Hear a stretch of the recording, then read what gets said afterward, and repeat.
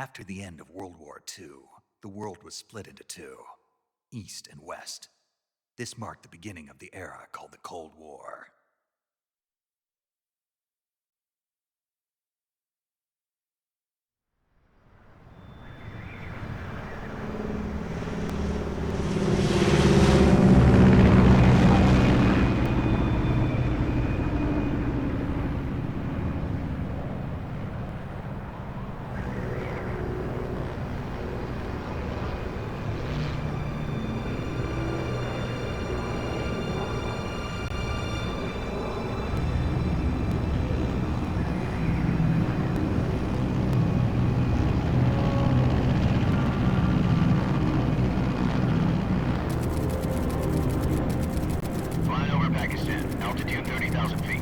Approaching Soviet airspace.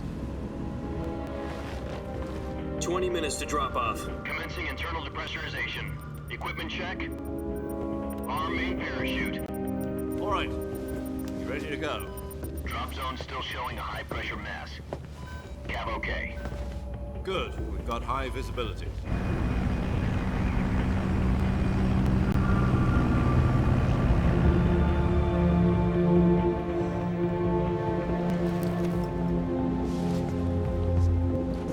Put out that cigar. Connecting oxygen hose to interior connector. Put on your mask.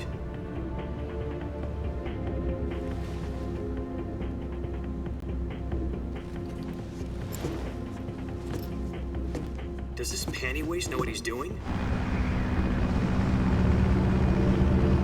Approaching release point. 10 minutes to drop off. Hey, are you deaf? He said put out the cigar and put on your mask.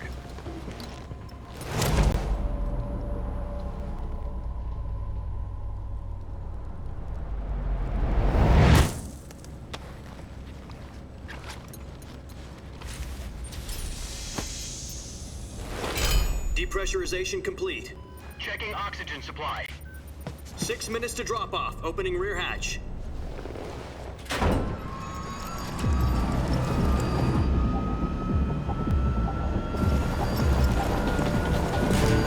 Sunrise.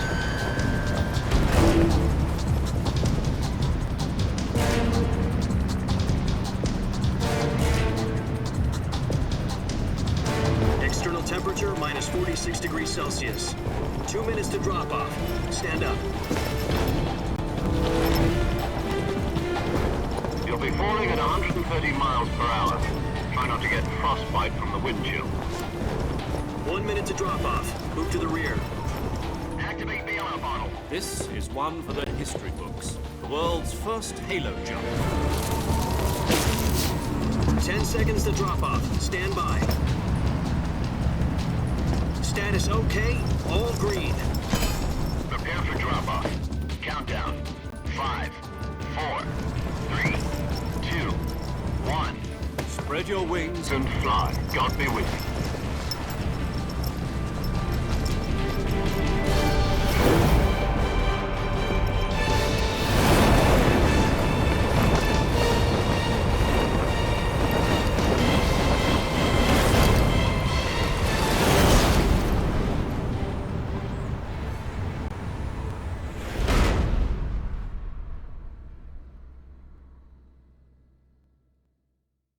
Jack, I've got some important news.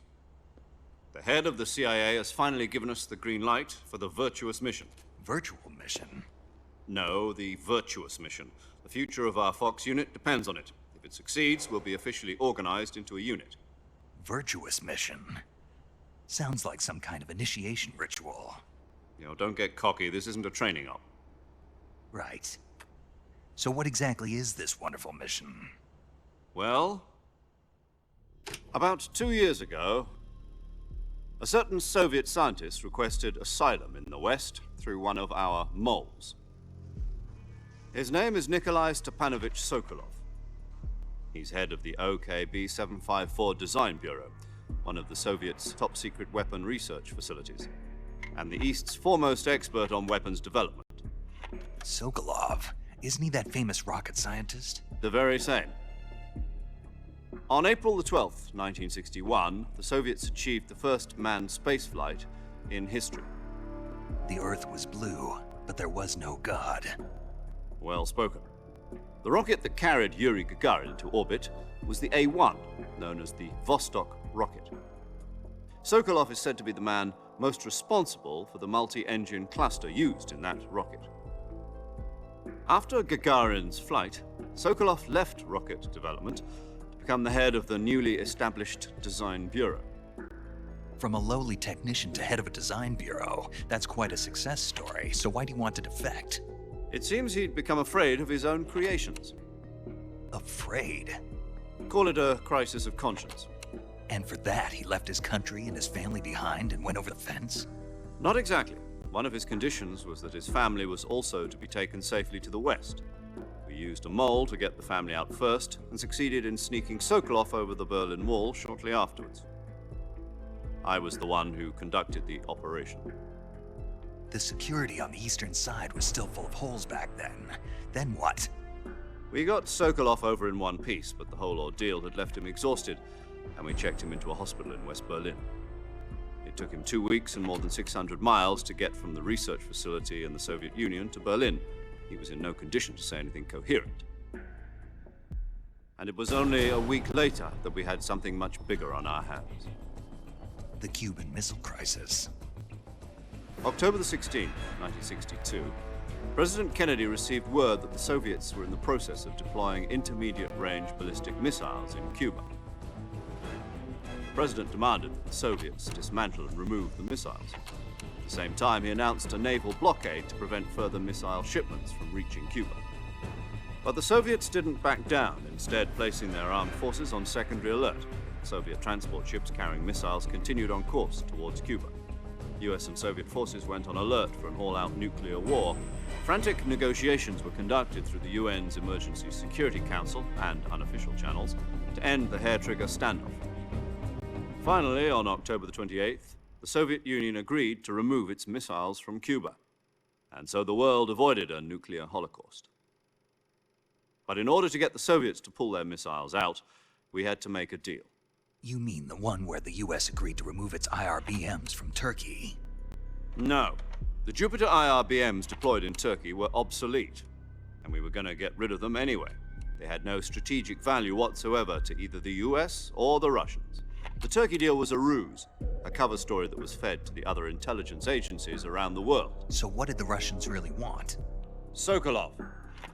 They wanted us to return Sokolov.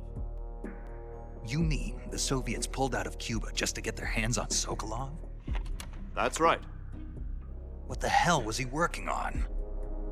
At the time, we had no idea. We were running out of time. It was either give up Sokolov or risk full-scale nuclear war. In the end, we had no choice. President Kennedy gave in to Khrushchev's demand. The next day, I got Sokolov out of the hospital, handing him over to agents on the eastern side. Sokolov kept on screaming, "Save me," until he disappeared from my sight. Then a month ago, we received some new information from one of our moles. About Sokolov? Yes. He was taken back to the research facility and forced to continue working on the weapon in question under KGB supervision. What's more, it's on the verge of completion. So what kind of weapon is it? Something to do with space rockets? No, missiles. Same technology. I guess you're right. We don't know the details, but it appears to be a new kind of nuclear device. For half a year now, the Soviets have been conducting frequent nuclear tests at Semipalatinsk. Something to do with the weapon, I assume. We're talking about a secret weapon so big that Khrushchev was ready to pull out of Cuba to get it back. Is Sokolov still in the facility? No. According to our intelligence, he's in Selinoyarsk, a place in the mountains about 3 miles to the west that's known as the Virgin Cliffs. The Virgin Cliffs. Nice name for a virtuous mission. They moved him there just recently. Why? Apparently, they're conducting a field test of the weapon, but it's our best chance to get him back. This mission would never have been possible if he was still in the research facility. This is our last chance. Sokolov must have known that too when he contacted us.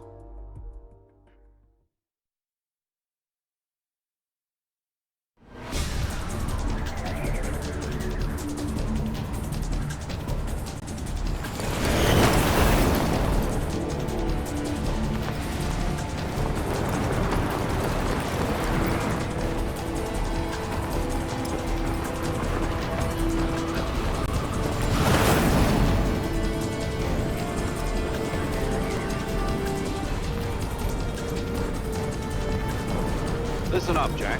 Your mission is to infiltrate Selino-Yarsk in the Soviet mountains, ensure the safety of Sokolov, and bring him back to the west.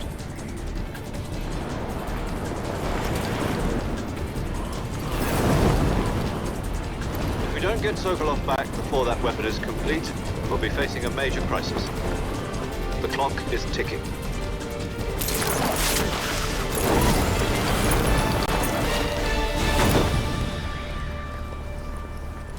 Once we've confirmed the rescue of Sokolov, stand by at the recovery point. A recovery balloon will be dropped at that point. Helium will be pumped into the balloon to inflate it. The process takes about 20 minutes. Once it's complete, the gunship's arm will latch onto the balloon and pull it up. The Fulton surface-to-air recovery system. I'm familiar with the theory. Take it easy. It's been combat-proven. Do you think Sokolov is up to it?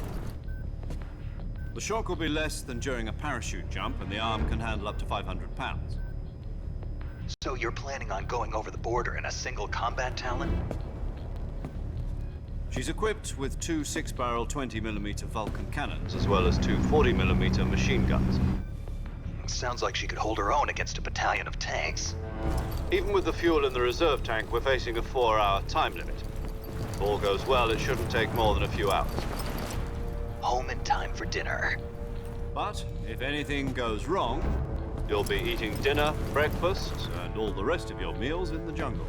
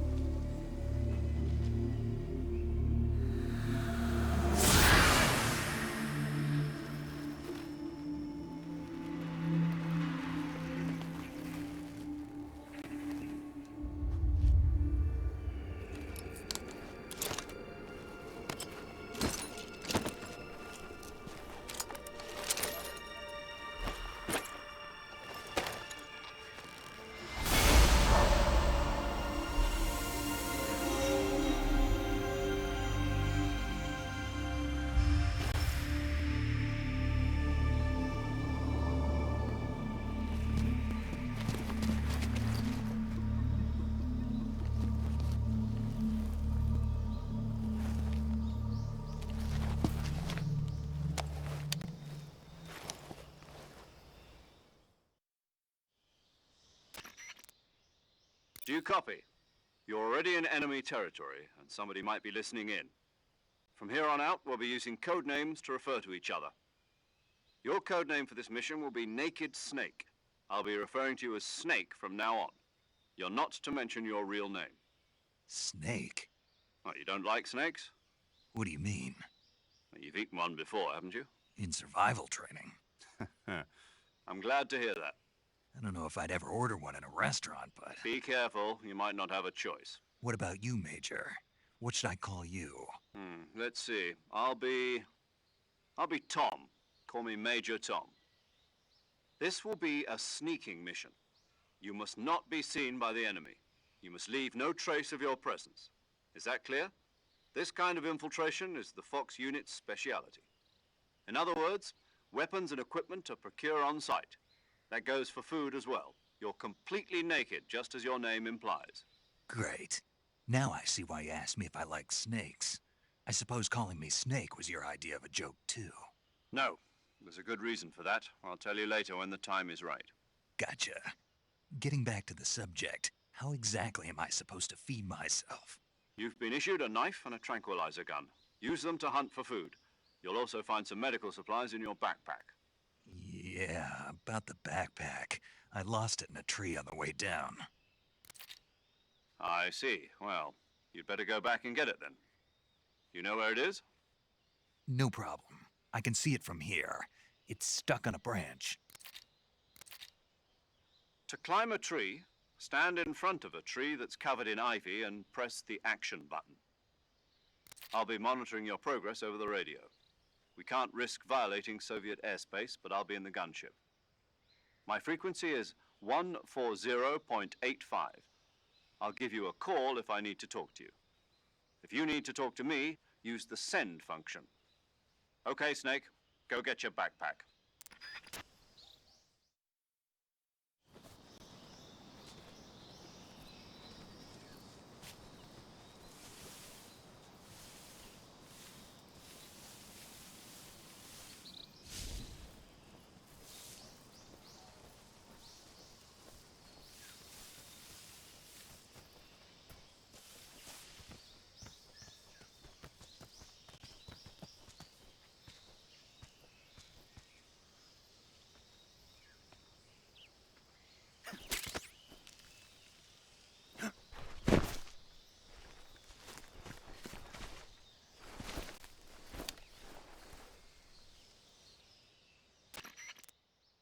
I see you've retrieved your backpack, Snake.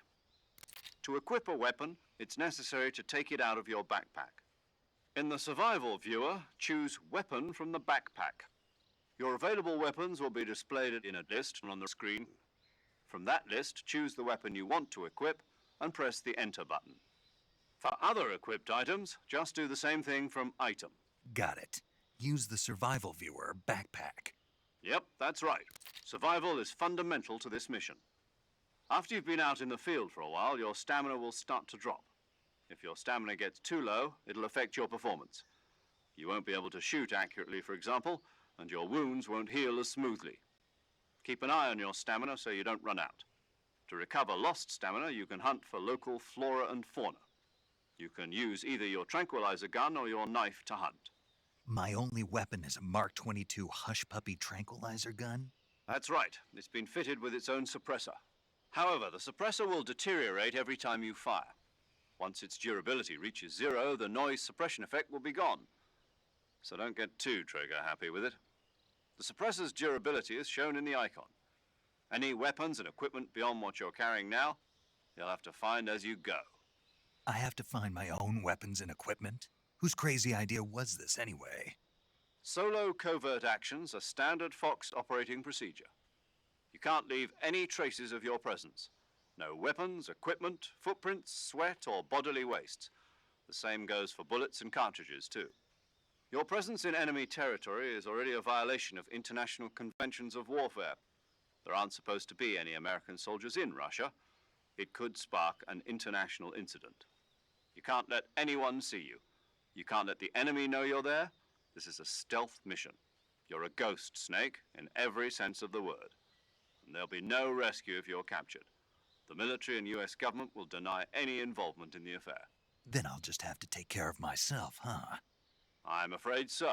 You've been given a fake death pill for that purpose. SIS guidelines stipulate that soldiers on covert ops like this one be issued a potassium cyanide capsule. Tape it to your body so you can take it when you need to. How generous of you. Use it if you're taken prisoner by the enemy. It'll send you into a state of false death for a short time. Fooling them into thinking that I'm really dead. So, how do I come back to life? Just take the revival pill. You mean that thing they put in my tooth before the mission? That's the one. But be careful. If you remain in a state of false death for too long, nothing will be able to bring you back. Remember that. I'll keep it in mind. You said this was a solo mission, right? Right. I guess that means I can't count on any reinforcements. Correct. The mission rests entirely in your hands. A real one-man army. Relax. There's a support team ready to back you up over the radio. Who? I'll introduce them to you. This time, survival is of utmost importance. The first member of the support team will be in charge of monitoring your physical condition, acting as a medic, so to speak, as well as recording your mission data. She's a member of Fox as well, and she's here on the gunship with me. She? Hello, Snake. I'm paramedic. Nice to meet you. Paramedic. As in a medic who comes in by parachute. Aren't you going to tell me your real name? Are you going to tell me yours, Mr. Snake? My name, huh? It's John Doe. And they call you Jack for short. You're a regular Captain Nemo. A name means nothing on the battlefield. After a week, no one has a name. What's your name? Jane Doe. Very funny. I wasn't joking, but I'll tell you my name only if you manage to make it back alive. My frequency is 145.73. She's also in charge of recording your mission data. Whenever you want to save, send a message over the reserved save frequency, 140.96. So saving lets me record my mission data. That's right. It also records the state of your health. Good to know. There's one more person I want to introduce you to, Snake. Huh? Speaking of snakes, you remember the boss, don't you? A legendary soldier and your mentor. Actually, it was the boss that got the DCI's authorization in the first place. She's going to be serving as Fox's mission advisor. The boss is? She also helped me plan this mission. She and I were at SAS together. Jack, is that you? How many years has it been? Boss? That's right. It's me.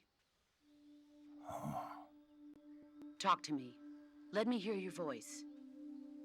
It's been 5 years, 72 days, and 18 hours. You've lost weight. You can tell just by the sound of my voice. Of course I can. I know all about you. Really? Well, I don't know anything about you. What's that supposed to mean? Why'd you disappear on me all of a sudden? I was on a top secret mission. You didn't need me anymore. But there were still so many things I wanted you to teach me. No, I taught you everything you needed to know about fighting techniques. I taught you all I could. The rest you needed to learn on your own. Techniques, sure. But what about how to think like a soldier? How to think like a soldier? I can't teach you that. A soldier needs to be strong in spirit, body, and technique. And the only thing you can learn from someone else is technique. In fact, technique doesn't even matter. What's most important is spirit. Spirit and body are like two sides of a single coin. They're the same thing. I can't teach you how to think. You'll just have to figure it out for yourself. Listen to me, Jack. Just because soldiers are on the same side right now doesn't mean they always will be. Having personal feelings about your comrades is one of the worst sins you can commit. Politics determine who you face on the battlefield. And politics are a living thing. They change along with the times. Yesterday's good might be tomorrow's evil. Is that why you abandoned me? No, it had nothing to do with you. I already told you, Jack. I was on a top secret mission. A soldier has to follow whatever orders he's given. It's not his place to question why. But you're looking for a reason to fight. You're a natural-born fighter, but you're not quite a soldier. A soldier is a political tool, nothing more. That's doubly true if he's a career soldier. Right and wrong have no place in his mission. He has no enemies and no friends. Only the mission. You follow the orders you're given. That's what being a soldier is. I do whatever I have to get the job done. I don't think about politics. That's not the same thing. Sooner or later, your conscience is going to bother you. In the end, you have to choose whether you're going to live as a soldier or just another man with a gun.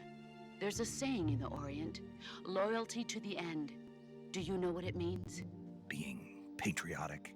It means devoting yourself to your country. I follow the president and the top brass. I'm ready to die for them if necessary. The president and the top brass won't be there forever. Once their terms are up, others will take their place. I follow the will of the leader, no matter who's in charge. People aren't the ones who dictate the missions. Then who does? The times. People's values change over time, and so do the leaders of a country. So there's no such thing as an enemy in absolute terms.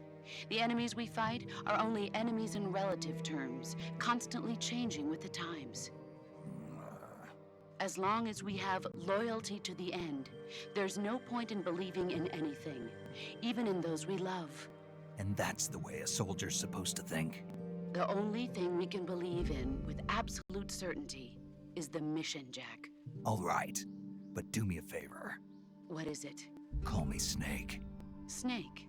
Oh, right. Your codename is Snake. It suits you well. That's right. The legendary unit that the boss put together during World War II was a snake. The Cobra unit. A group of heroes that brought the war to an end and saved the world. As long as you've got a legendary hero backing you up, you'll be fine. Isn't that right, Snake?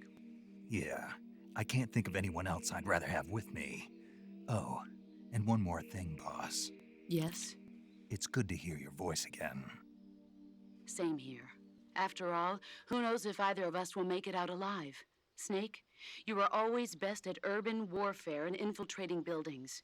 But this is the jungle. Survival is going to be key. Those CQC techniques I taught you are sure to come in handy. CQC? Close quarters combat, huh? I've been in the Green Berets for the past few years. I'm probably pretty rusty. Not to worry. I'll be here to help you remember. After all, this is your first actual survival mission. I'll be supporting you over the radio. Where are you, boss? Next to the Major? The boss is communicating with us by radio from aboard a Permit-class submarine in the Arctic Ocean. My frequency is 141.80. Call me if you need my advice on battle techniques. Gotcha. Your mission is to retrieve Dr. Sokolov. Dr. Sokolov is being held in an abandoned factory located to the north of your current position. Avoid heavy combat and don't let anyone see you. Don't forget that this is a stealth mission. Snake, try to remember some of the basics of CQC.